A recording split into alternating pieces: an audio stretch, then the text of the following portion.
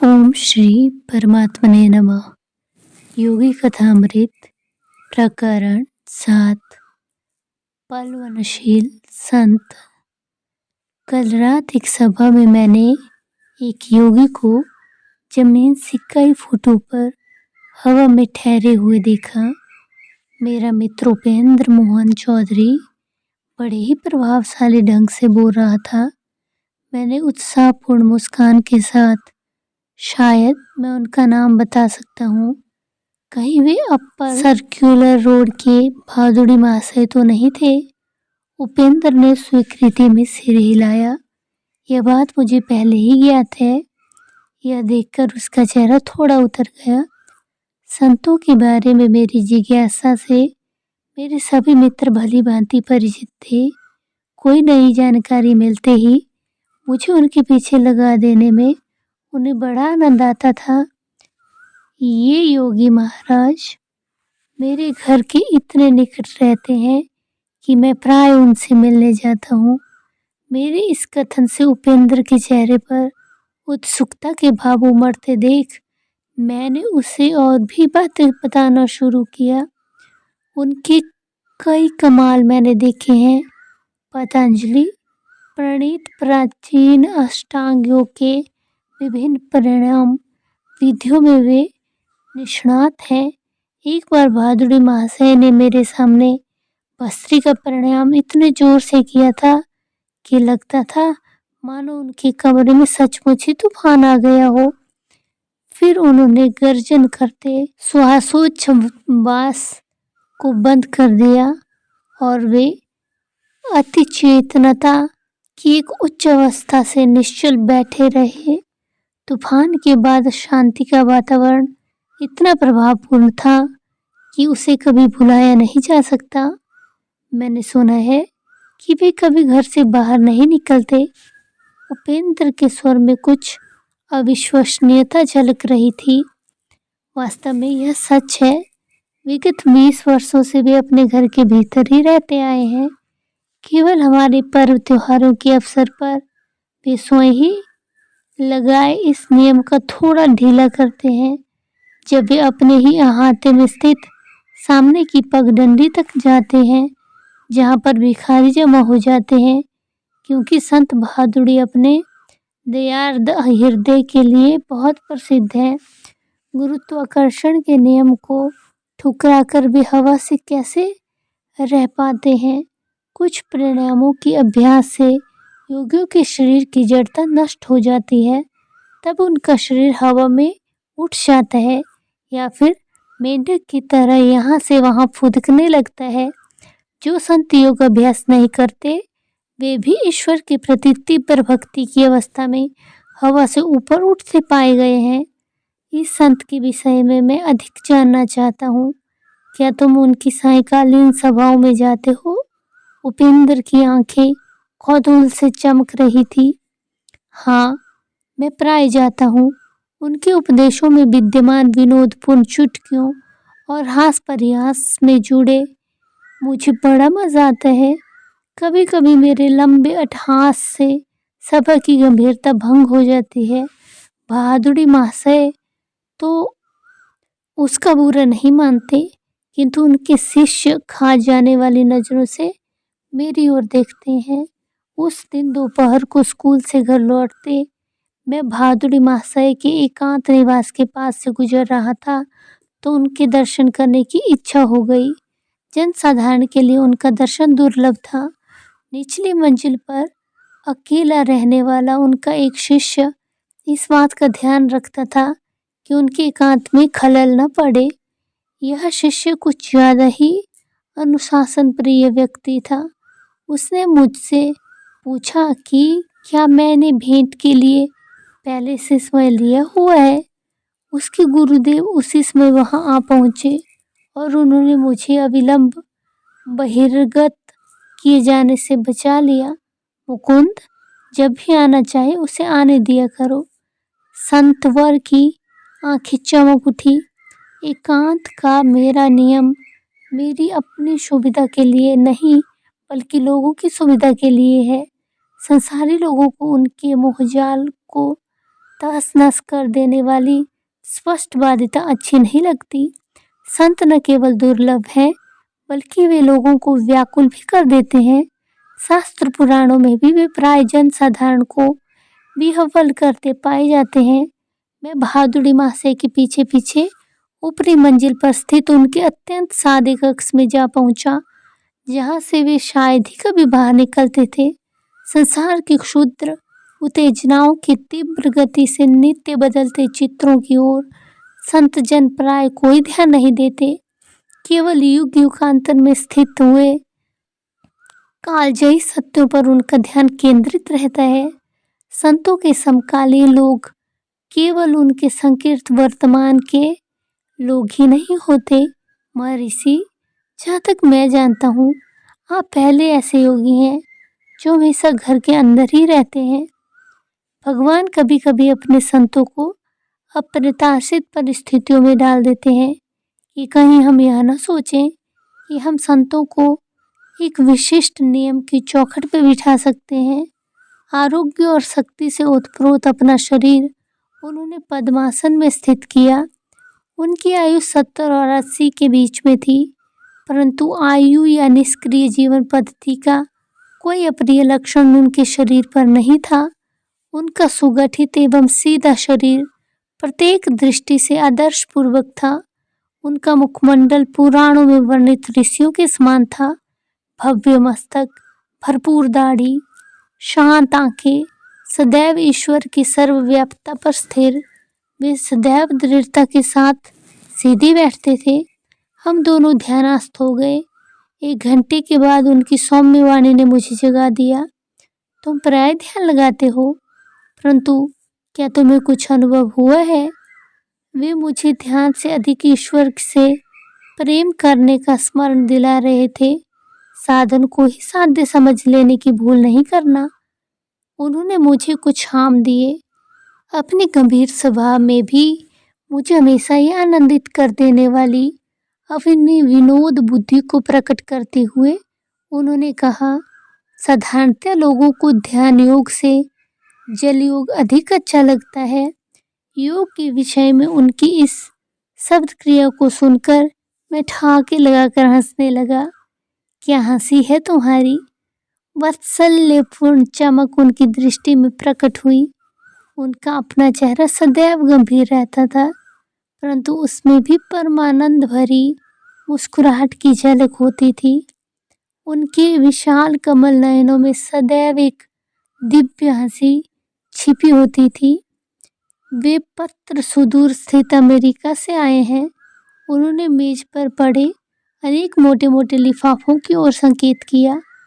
वहाँ की कुछ सोसाइटियों के साथ, जिनके सदस्य योगा शास्त्र में रुचि रखते हैं, मैं पत्र व्यवहार करता हूँ। वे कोलंबस से बेहतर दिशा ज्ञान के साथ भारत के नए सिरे से खोज कर रहे हैं। उनकी सहायता करने में मुझे खुशी होती है। दिन की उजाले की तरह योग शास्त्र का ज्ञान भी उन सब के लिए है जो इसे प्राप्त करने के इच्छुक हैं। जिसे मानव की मुक्ति के लिए ऋषियों ने अनिवार्य समझा है, उसे पाश्चात्य लोगों के लिए हल्का करने की आवश्यकता नहीं है। बाह्य अनुभव भिन्न होते हैं और सबकी आत्मा एक समान ही है, और जब तक योग का कुछ अभ्यास नहीं किया जाता, तब तक न ही पाश्चात्य और न ही पौर्वात्य लोग उन्नति कर सकते हैं। उन्होंने अपनी शांत दृष्टि मुझ पर स्थिर की। मेरी समझ में तब यह नहीं आया कि उनके वक्तव्य में भविष्यवाणी युक्त मार्गदर्शन छिपा हुआ था। वह तो केवल अब जब मैं ये शब्द लिख रहा हूँ, उनके द्वारा दिए गए संकेतों का पूर्ण अर्थ मेरी समझ में आ रहा है कि मैं किसी दिन भारत की शिक्षाओं को अमेरिका में ले जाऊंगा। महर्षि, मैं चाहता हूँ कि आप जगत के कल्याण के लिए योग शास्त्र पर एक पुस्तक लिखें। मैं शिष्यों को तैयार कर रहा हूँ।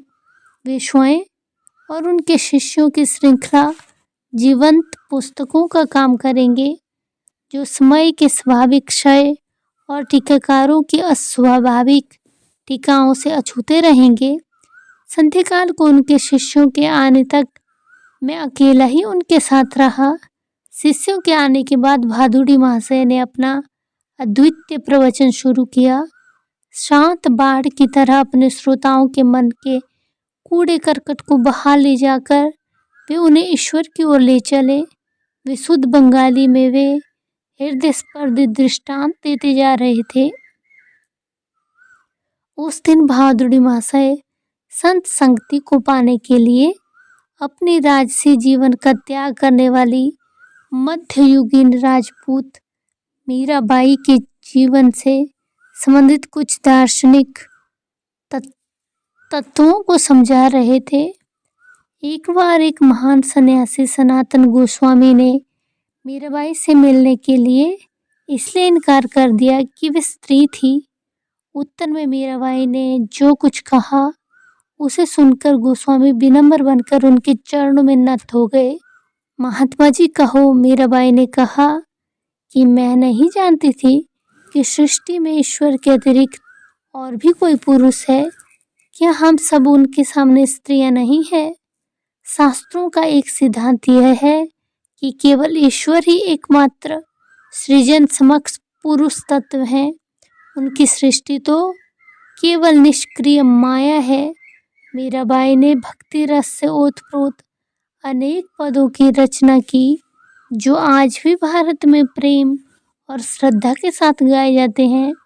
उनमें से एक है, साधन करना चाहिए रे मनवा, भजन करना चाहिए, प्रेम लगाना चाहिए रे मनवा, प्रीत लगाना चाहिए, नीर नहन से हरि मिले तो जल जंतु होए, फल मूल खाकर हरि मिले तो बहादुर बंदराई, तुलसी पूजन से हरि मिले तो मैं पूजूं तुलसी झाड़, पत्थर पूजने से हरि मिले तो मैं पूजूं पहाड़, तृण भक्षण से हरि मिले तो बहुत मृगी अजा, स्त्री छोड़न से हरि मिले तो बहुत मिले खोजा, दूध पीवन से हरि मिले तो बहुत वत्स बाला, मीरा कहे बिना प्रेम से न मिले नंदलाला।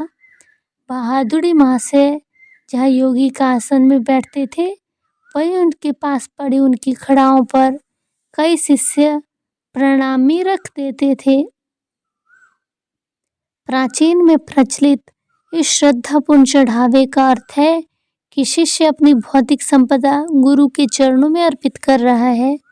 कृतज्ञ मित्रों के रूप में प्रभु ही अपने भक्तों की देखभाल करते रहते हैं। गुरुदेव आप महान हैं। उस पितामहतुल्य ऋषि से विदा लेते समय उनकी ओर भक्तिपूर्ण दृष्टि से देखते हुए एक शिष्य ने कहा, आपने ईश्वर को पाने के लिए और हमें ज्ञान देने के लिए अपनी संपत्ति, आराम आदि सब कुछ त्याग दिया है।